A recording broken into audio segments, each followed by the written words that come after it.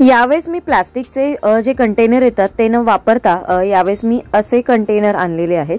कारण जसं मी तुम्हाला म्हटलेलं की हळदी कुंकूचे यावेळेस मी एक बजेट ठरवलेलं आहे आणि त्या बजेटमध्येच मला सगळ्या गोष्टी मॅनेज करायच्या आहेत। तर त्यासाठी माझ्या बजेटमध्ये बसणारं शेवटी मी बऱ्याच ठिकाणी फिरून मग हा कंटेनर फायनल केला। आणि मला असं होतं की अगदी सगळं असं म्हणजे जेव्हा आपण कमी कमी गोष्टी ठेवतो तेव्हा तो बॉक्समध्ये ना सगळीकडे हल्ल्या जातात आणि मग खूप सगळीकडे सगळ्या वस्तू एकमेकांमध्ये मिक्स होतात। तर मला तसं नको हवं होतं, म्हणून मी ओव्हल शेपचा मग हा निवडला। ॲक्च्युली मी स्क्वेअरमध्ये कंटेनर बघत होती, पण स्क्वेअरमध्ये जर मी हा जो असा गोल कंटेनर किंवा एखादा जर ठेवला असता ना तर तो स्क्वेअरमध्ये हलत होता, पण हा याच्यामध्ये हलणार नाही। म्हणून त्याच्याच जो हा ओव्हल शेपचा जो कंटेनर आहे त्याच्याच आकारामध्ये म्हणजे मला काय परफेक्ट बसेल असा एक मी स्वीटसाठीचा किंवा मग इथे चटणी वगैरे काहीतरी सर्व करण्यासाठीचा असा मी एक जो बसेल मेजरमेंटमध्ये तर तसा मी म्हणजे अशा छोटेसे प्लास्टिकचे जे येतात बाउल ते मी ऑप्शन इथे निवडलाय आणि तो व्यवस्थित झाला। म्हणजे मला जसा वाटत होता तसाच व्यवस्थित परफेक्ट जेव्हा घेतला ना मी तेव्हाच ते घेऊन बघितलं मी आणि ॲक्च्युली माझ्याकडे पण घरात ऑलरेडी कंटेनर आहेत, पण ते अगदी मला एवढे 15-20 किंवा 20 म्हणजे एक 2 डझनपर्यंत होतील एवढे नव्हते। म्हणजे एक 7-8 कंटेनर, कारण ते माझ्याकडे नेहमी असतातच, कारण मला बऱ्याच वेळा कुकीज म्हणा किंवा छोट्या छोट्या काही चॉकलेट्स वगैरे असतात तर ते पॅकिंग करण्यासाठी लागतं। 2 वेण्या पण मी घेऊन आली, कारण या ना मला ताज्या ताज्या दिसल्या तर 30ला 2 मिळाल्या, 10 रुपयाला 1 मिळतात। पण वेण्या थोड्या मोठ्या पण होत्या आणि थोड्याशा जाड पण होत्या, म्हणजे फुलं मोठी मोठी होती। तर मी म्हटलं ठीक आहे, कारण मला ओटी पण काढायची असते हळदी कुंकूच्या दिवशी, तर मग म्हटलं त्याच्यासाठी मला परत वेणी लागेल आणि देवीला पण लागेलच वेणी, म्हणून मग मी म्हटलं चला मिळालं आणायचे तर घेऊया, कारण मग परत उद्या मी काय काय शोधत राहणार। कारण फायनली मी असं ठरवलंय की गुरुवारी आपण हळदी कुंकू करूया, तर त्यासाठीची ही तयारी आहे ती आजपासून चालू झालेली आहे। म्हणजे आजपासूनच थोडी थोडी केली तर मग गुरुवारपर्यंत म्हणजे जेव्हा मी करेन तेव्हा मग खूप असा कामांचा एवढा सकाळपासूनचा प्रेशर येतो आणि मग आपली तयारी राहून जाते आणि खूप दमायला होऊन जातं।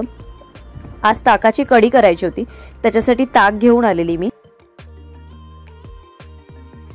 आणि बाहेर जे ताक मिळतं ना जेव्हा असं तर चितळेचं बऱ्यापैकी घट्ट असतं, अगदी काही खूप असं पातळ नसतं। पनीर पण आणलेलं, कारण सकाळसाठी भाजीला काय करायचं तर म्हणून मग मी पनीरचं ऑप्शन तयार ठेवणार आहे, किंवा मग संध्याकाळी होईल एका वेळेस संध्याकाळसाठी। सकाळी मला टोमॅटोची भाजी करायची किंवा मग पनीरची भाजी, असं 2 ऑप्शन मी ठरवून ठेवलेलं आहे। तर दोघांपैकी कुठलं मला सकाळी लवकर जमेल किंवा लवकर होईल ते सकाळी करायचं। आता पनीर कसं मी स्टोअर करते तर अशा पद्धतीने एका भांड्यामध्ये मी पाणी ठेवते आणि त्याच्यामध्ये पनीरचे तुकडे कापून ठेवते। जेव्हा अख्खा मोठा माझ्याकडे कंटेनर असतो तेव्हा अख्खाच्या अख्खाच मी तो ठेवते आणि जेवढं पाण्यामध्ये बुडेल पनीर तेवढं वरपर्यंत पाणी घालायचं आणि हे पाणी ना आपल्याला रोज म्हणजे दिवसातून एकदा चेंज करायचं आहे। मग जेवढे दिवस तुम्हाला ठेवायचं 2 दिवस 3 दिवस 4 दिवस तेवढ्या दिवस तुम्हाला रोज हे पाणी चेंज करायचं। त्याच्यामुळे पनीर अगदी ताजं राहतं, फ्रेश देखील राहतं। पण पनीर तसं पण आपण काही फ्रीजमध्ये खूप जास्त दिवस राहत नाही, पण बऱ्याच वेळा ते कडक होतं आणि चिवट लागतं, तर तसं होत नाही जर तुम्ही अशा पद्धतीने ते स्टोअर केलं तर अशा पद्धतीने मी आता हे फ्रीजमध्ये ठेवून देणार आहे। आणि ताकाची कढी करायची म्हणून मी ताक बाहेरच ठेवणार आहे। आज वाटपाची ताकाची कढी करायची आणि त्याची रेसिपी पण मी आज तुमच्याबरोबर शेअर करणार आहे। सुरुवात आपल्या हळदी कुंकूची तयारी म्हणजे त्याच्यासाठी लागणारे तिळाचे लाडू। तर तिळाचे लाडू पण मी केलेले नव्हते, कारण मी नव्हतीच इथे। जसं म्हणायला जाल तर मी सोलापूरला गेल्यानंतर माझी एक्झाम होती आणि त्या सगळ्या गडबडीत मकर संक्रांत माझी घरी नव्हतीच, त्याच्यामुळे मग माझे तिळाचे लाडू पण करायचे राहिलेले आणि आता सुतक होतं त्याच्यामुळे मग मी राहिलेच आणि मी म्हटलं चला आता आपण तिळाचे लाडू करून घेऊ। ते यावेळेस तुम्हाला माहिती आहे मी तिळाचे लाडू करताना सफेद आणि काळे तीळ असे मिक्स करून लाडू करणार आहे। तर हे जे काळे तीळ आहेत ना ते 100 ग्रॅम आहेत। तर बऱ्याच जणांकडे मेजरिंग कप्स नसतात किंवा बऱ्याच वेळा वजन काटा नसतो, तर कशा पद्धतीने घ्यायचं तर तुम्ही एखादी मोजून वाटी घ्या। माझ्याकडे आता मेजरिंग कप आहे, तर त्याची जी लाईन आहे त्या मेजरमेंटनेच मी इथे काळे तीळ घेतलेले आहेत आणि हे पाव किलोचं पॅकेट आहे, तर पाव किलोमधले मी 100 ग्रॅम तीळ कमी करणार आहे आणि काळे तीळ मी 100 ग्रॅम ॲड करणार आहे। म्हणजे मी 350 ग्रॅमचे न करता पाव किलोचेच बरोबर तिळाचे लाडू करणार आहे। याच्यामध्ये हे जेव्हा करतो ना आपण तेव्हा निवडून घेणं खूप गरजेचं आहे, कारण बऱ्याच वेळा कळत नाही आणि काळ्या याच्यामध्ये काळ्या कलरचे छोटे छोटे दगड असू शकतात आणि सफेद याच्यामध्ये थोडेसे सफेद कलरचे असतात आणि जेव्हा आपण खातो ना तेव्हा ते असं थोडंसं चरचरीत असं लागतं. आपल्याला पहिलं असं काही कळून येत नाही, पण नंतर थोडंसं चरचरीत असं लागतं. त्याच्यामुळे हे निवडून घेणं खूप गरजेचं आहे. त्याच्यामुळे जेवढं मला मेजरमेंटने पाहिजे होतं तेवढे सफेद आणि काळे तीळ मी घेतलेत. आता हे व्यवस्थित निवडून घेणार आहे आणि याच्याबरोबर काही बेसिक गोष्टी ज्या आपण तिळाच्या लाडूमध्ये यूज करतो त्या पण गोष्टी मी अगदी मोजून घेणार नाहीये, पण मापाने एक थोडक्यात वस्तू घेणार आहे. तर सर्वात आधी मी इथे घेणार आहे बघा चण्याची डाळ घेणार आहे, थोडेसे शेंगदाणे घेणार आहे. तुम्ही दाण्याचा कूट वापरला तरी देखील चालतो. खोबरं पण बऱ्याच वेळा वापरलं जातं, पण मी यावेळेस खोबरं वापरणार नाहीये. तर इथे मी फक्त चण्याची डाळ घेतली. चण्याची डाळ मला खूप आवडते, त्याच्यामुळे चण्याची डाळ घेतलेली, थोडेसे शेंगदाणे घेतलेले आहेत आणि त्याचबरोबर आपण वेलची पूड तर टाकणार आहोत. आणि याच्यासाठी लागणारा आपला चिक्कीचा गूळ. ते या सगळ्या गोष्टी हाताखाली ठेवायच्या आणि लाडू करायचे. खूप अगदी इझी पद्धत आहे. आपण घरी बऱ्याच वेळा न करता बाहेरून विकत आणतो, का तर आपला पाक चांगला होत नाही. पण अशाच पद्धतीने आपण चिक्की पण करू शकतो. मग तुम्ही ती क्रश चिक्की मिळते तशा पद्धतीची करा किंवा जी पावडरवाली म्हणजे तिळाचे जर पावडर वगैरे करतो तशा पद्धतीची असते ते पण तुम्ही करू शकता. नमस्कार, शुभ सकाळ, सुंदर अशा दिवसाच्या सुंदर अशा शुभेच्छा. मी प्राजक्ता आपल्या नवीन ब्लॉग मध्ये तुमच्या सगळ्यांचं खूप मनापासून स्वागत करते. तर आजच्या ब्लॉग मध्ये म्हणजे आता जे काही 2-3 ब्लॉग येतील तुम्हाला हळदी कुंकूचं प्रिपरेशन बघायला मिळेल, जे खूप आधी तुम्हाला बघायला म्हणजे मला तुमच्याबरोबर शेअर करायचं होतं, पण सगळ्या गोष्टी गडबडीत झाल्या त्याच्यामुळे राहून गेलं. त्याचं रिझन पण मी तुम्हाला सांगितलेलं की का नाही करू शकले. पण आता जे वाण वगैरे आणलं तर मी म्हटलं चला येणार आहे गुरुवारी, कारण मी विचार करत होती की रविवारी करायचं, पण रविवारी संकष्टी आहे तर पण मग खूप लेट होत जातो. म्हटलं नको, आपण गुरुवारीच करू. त्याचं फायनली माझं तरी ठरलंय गुरुवारी करायचं. त्याच्यासाठी म्हणून मग आज म्हटलं आपण तिळाचे लाडू करून घेऊ. आणि उद्याचा दिवस पण ऑफिसला असणार, त्याच्यामुळे काही कामं वगैरे बाकीचे म्हणजे दिवसभराचे काही होणार नाही. पण संध्याकाळी मला बरंचसं प्रिपरेशन करायचं आहे, म्हणजे जो काही मी मेनू ठरवलेला आहे त्याची सगळी माहिती मी उद्याच्या ब्लॉगमध्ये देईन. तर उद्याचा ब्लॉग स्किप न करता बघा, म्हणजे पूर्ण तुम्हाला डिटेल माहिती त्याच्यामध्ये मिळेल की काय मेनू मी ठरवलंय आणि कशा पद्धतीचं मॅनेज करणार आहे. जे टाइम मॅनेजमेंट परवासाठीच्या गोष्टी आहेत, म्हणजे परवा जास्त गोंधळ होऊ नये आणि सगळ्या गोष्टी व्यवस्थित हातात मिळू. कारण जेव्हा आपण घरी काहीतरी स्नॅक्स करायचं ठरवतो ना तेव्हा असं होतं ना की तो स्नॅक्स संध्याकाळी बनवेपर्यंत 7 वाजतात आणि मग नंतर आपली तयारी असते, घाई गडबड असते, याच्यात खूप वेळ जातो. तर मी असा स्नॅक्स तयार करणार आहे की जो आपण आधी तयार करून ठेवला तरी चालतो आणि आधी जरी तो तयार करून ठेवला असेल ना तरी तो खायला तेवढाच ताजा, फ्रेश आणि सगळ्यांना आवडणारा असतो. म्हणजे महाराष्ट्रीयन पदार्थापैकीच मी पदार्थ बनवणार आहे. जर तुम्हाला काही आयडिया असेल तर मला नक्की कमेंट करून सांगा की यावेळेस मी महाराष्ट्रीयन पदार्थामध्ये काय असे पदार्थ निवडलेले आहेत. गेल्या वर्षी जसं मागे गणेश जयंती होती त्याच्या निमित्ताने मग मी उकडीचे मोदक केलेले, अळवडी केलेली, मिनी इडलीच होती, असा सगळा नाश्ता मी स्नॅक्स एका बॉक्समध्ये पॅक केलेला. तर यावेळेस मी काय ठरवलं असेल मला नक्की कमेंट करून सांगा. चला, आज मी तुमच्याबरोबर या सगळ्या ज्या गोष्टी शेअर करते तशाच गोष्टी उद्याच्या ब्लॉग मधनं तुम्हाला बघायला मिळेल. आणि आज थोडीशी गडबड आहे माझी, कारण जेवण असतं, कारण जेवण न करून चालणारं नसतं, कारण जेवण तर रोजचं असतं आणि त्याच्यावर या पण गोष्टी ऍडिशनल आहे. खूप आधीपासून मी करून नाही ठेवल्या, कारण मग असं होतं की सुतक होतं, तर मी म्हटलं सुतकात केलेले लाडू वगैरे आपण कसे मग नंतर आपण वाण म्हणजे हळदी कुंकूमध्ये वापरावे, म्हणून मी म्हटलं सुतक आहे आपल्याला तर आपण नको करू. सुतक संपल्यानंतरच आपण लाडू पण करू आणि बाकी सगळ्या गोष्टींची प्रिपरेशन करू. वाणटं म्हणा मी आधी आणून ठेवलेलं, त्याच्यामुळे तेवढं काही म्हणजे नव्हतं आणि फक्त लाडू वगैरे म्हटलं आपण सुतक संपल्यानंतरच करूया, म्हणून आता हे केलं. नाहीतर तुम्ही म्हणाल की रविवारी पण केले असतेस तरी चाललं असतं, पण मी ते त्याच्यासाठी केले नाही.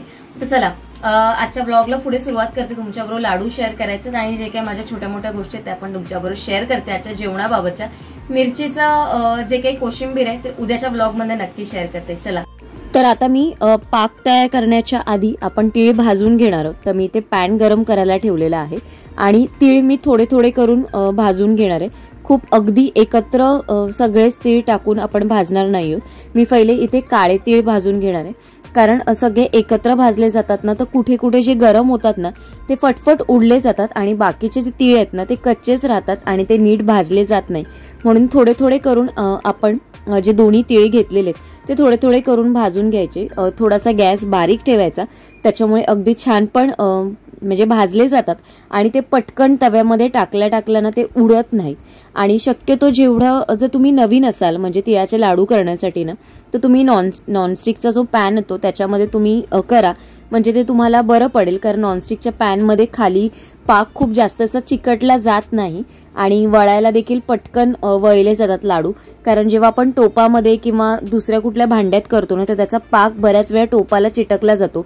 आपल्याला जेव्हा आपण मिक्स करतो तेव्हा पण ते करणं थोडंसं मुश्किल होतं. आणि नॉनस्टिकमध्ये चिटकत नसल्यामुळे ते भांड्यामध्ये जेव्हा मिक्स करायला जातो तेव्हा ते पटापट मिक्स केलं जातं व्यवस्थित. तर तुम्ही जर नवीन असाल तर एखाद्या वेळेस तुम्ही नॉनस्टिकमध्ये करून बघा पहिल्या वेळेस, आणि नंतर मग तुम्हाला एकदा जमलं की मग तुम्ही मोठ्या भांड्यामध्ये, टोपामध्ये, पातेल्यामध्ये वगैरे, कढईमध्ये केलं तर मग तुम्हाला पटकन जमेल. तर इथे मी चिक्कीचा गूळ घेतलेला आहे आणि पाव किलो चिक्कीचा गूळ घेतलेला आहे. याच्यामध्ये मी किंचितसं थोडंसं पाणी टाकणार आहे. खूप जास्त पाणी टाकायची गरज नाही, कारण चिक्कीचा गूळ असल्यामुळे त्याच्यामध्ये चिकटपणा हा असतो. कारण आपल्या गुळामध्ये तेवढा असा चिकटपणा नसतो, तेवढा जास्त चिकटपणा चिक्कीच्या गुळामध्ये असतो.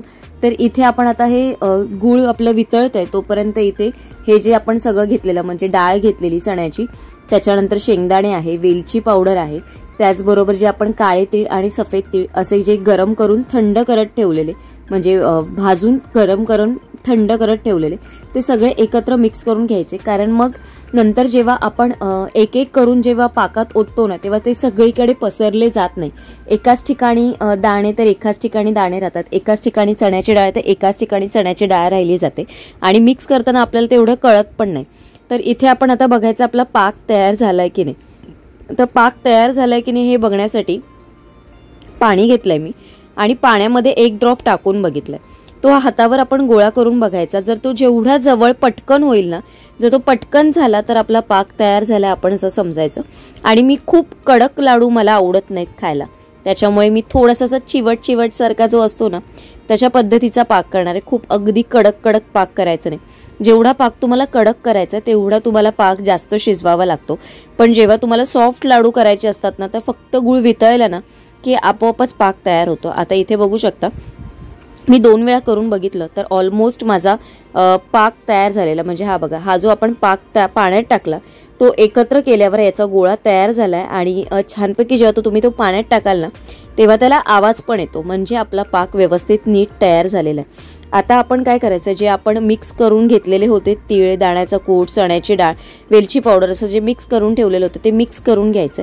आणि मिक्स करून झालं ना की खालचा गॅस जो आहे म्हणजे गॅसची जी फ्लेम आहे ती बंद करून घ्यायची आणि नंतर तुम्ही आरामात याला खाली उतरून मिक्स करून घ्या व्यवस्थित. आणि मिक्स करून घेतलं ना की थोडं एक 5 ते 10 मिनिटं त्याला असं थोडंसं थंड व्हायला द्यायचं. कारण खूप जास्त गरम असताना लाडू जर तुम्ही वळायला गेलात ना तर तितके असे ते वळले जात नाही. मी थोडासा तुपाचा हात लावणार आहे म्हणून मी किंचितचं तूप घेतलंय बघा. तुम्ही पाण्याने पण वळू शकता, पण पाण्याने जास्त दिवस राहत नाहीत, त्याच्यामुळे मग तुम्ही तुपाचा हात लावलेला असता तर जास्त दिवस उरले तर ते जास्त दिवस राहतात. त्याच्यामुळे म्हणून मी थोडासा तुपाचा हात लावतोय. तुम्हाला जर भाजत असेल, थोडासा चटका वाटत असेल तर तुम्ही पाण्याचा हात लावला तरी चालतं. पण जे नवीन आहेत त्यांच्यासाठी म्हणून ही टीप असेल की अगदी गरम असताना लाडू वळायला जायचे नाहीत, थोडंसं त्याला थंड व्हायला द्यायचं.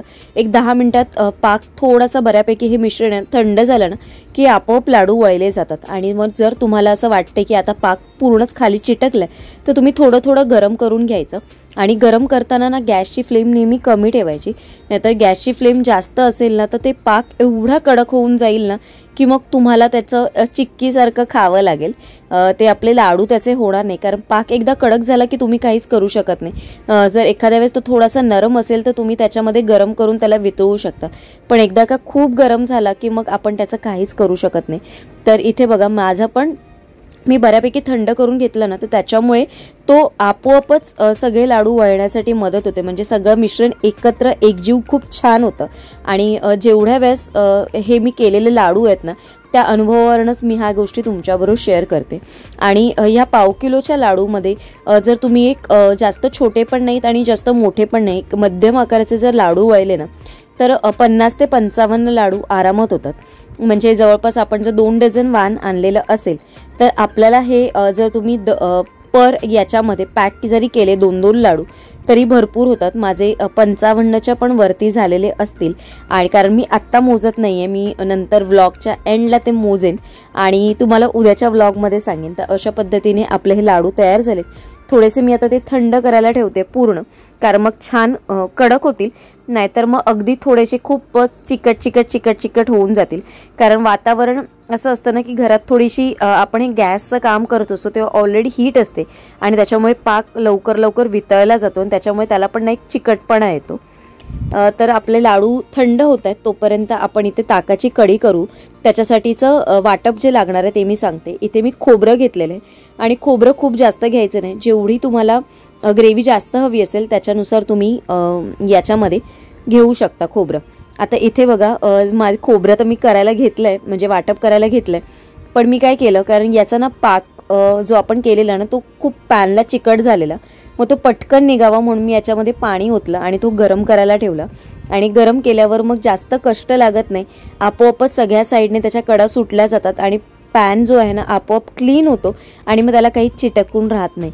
तर आता याच्यामध्ये हळद टाकायचं आहे. 2 छोटे चमचे मी बडीशेप टाकलेली. त्याच्यानंतर याच्यामध्ये मी 1 छोटा चमचा जिरं टाकलेला आहे. आणि याच्यामध्ये तुम्ही तुमच्या आवडीनुसार, तुम्हाला जर धने आवडत असतील तर तुम्ही टाका, लसूण पण तुम्हाला जर आवडत असेल तर तुम्ही टाका, कांदा पण तुम्ही टाकू शकता, पण मी कांदा नाही वापरत आमच्याकडे. इथे मी लसूण टाकलेली. 1 हिरवी मिरची मी कापून घेतलेली, कापून किंवा तुम्ही तोडून घेतली तरी चालेल. आणि कढीपत्ता मी काढून ठेवला, तो आपल्याला फोडणीसाठी लागणार आहे. आणि कोथिंबीर मी आता टाकणार नाही आहे, हे एकदा मी मिक्सरला बारीक फिरवून घेणार आहे आणि नंतर मी कोथिंबीर टाकेन. नाहीतर मग ना कोथिंबीर अगदी त्याची पेस्ट होऊन जाते आणि मग कलर कढीचा ना खूप चेंज होऊन जातो. तर इथे तुम्ही बघू शकता बऱ्यापैकी मी बारीक छानपैकी मिक्सरला वाटून घेतलं आहे. आता याच्यामध्ये मी कोथिंबीर टाकली की एक मिक्सरला परत फिरवून घेईन आणि मिक्सरला फिरवून झाल्यानंतर मी ना याच्यामध्ये ना ताक ओतायचं आहे. ताक याच्यासाठी मी ओतते ना की छानपैकी सगळं हे मिक्स होईल एकत्र. मग आपल्याला जेवढं पाहिजे तुम्ही ताक त्याच्यामध्ये ॲड करून आपली कढी तयार करू शकता. ही कढी फुटण्याचे चान्सेस फार कमी असते. फार क्वचित अशी ही कढी असं होतं की ताकाची कढी फुटली म्हणून, कारण याच्यामध्ये वाटप असल्यामुळे ही कढी फुटत नाही आणि तुम्ही आरामात गरम पण नीट व्यवस्थित गरम करून ती खाऊ देखील शकता. इथे मी आता भाताचा कुकर लावते. तर आजचा ब्लॉग मी इथेच एंड करते, कारण आता मला जेवण अजून करायचं. फक्त मी कुकर लावलंय आणि ताकाची जी कढी होती त्याचं जे काही वाटप असतं कशा पद्धतीने आपण करू शकतो. ताकाची कढी बऱ्याच वेळा आमच्याकडे अशा पद्धतीने पण केली जाते, तर ती पद्धत मी आज तुम्हाला दाखवली. याच्या आधी पण शेअर केलेली, पण आता जे नवीन फॅमिली मेंबर्स आहेत त्यांच्यासाठी परत एकदा म्हटलं आपण शेअर करू. आणि आज शेंगा बटाट्याची वाटपाची भाजी, म्हणजे जी रस्सा भाजी असते थोडीशी, म्हणजे अशी थोडीशी घट्ट अशी ती करायची आहे. चपात्याचं पीठ मळायचंय. अशा बऱ्याचशा गोष्टी आहेत. तर म्हणून आजचा ब्लॉग मी इथेच एंड करते. तुम्हाला आजचा ब्लॉग आवडला असेल अशी आशा करते. उद्या एका छानशा ब्लॉगमध्ये भेटेन. उद्याच्या ब्लॉगमध्ये माझं सगळं प्रिपरेशन असणार आहे. जे गुरुवारचं जे काही हळदी कुंकूचं जे काही प्रिपरेशन असणार आहे, म्हणजे मला जो काही स्नॅक्स बनवायचं त्याची आदल्या दिवशी मी प्रिपरेशन करून ठेवणार आहे, म्हणजे दुसऱ्या दिवशी घाई गडबड होणार नाही. थोडंसं पॅकिंग पण करायचंय. तर सगळ्या गोष्टी तुम्हाला उद्याच्या आणि परवाच्या ब्लॉगमध्ये बघायला मिळतील. म्हणून आजचा ब्लॉग इथेच एंड करते. आजचा व्हिडिओ कसा वाटला मला नक्की कमेंट करून सांगा. व्हिडिओ थोडा जरी आवडला असेल तर लाईक शेअर, चॅनलला सबस्क्राईब करायला विसरू नका. चला, सर्वांना Shri Swami Samarth. Bye bye and take care.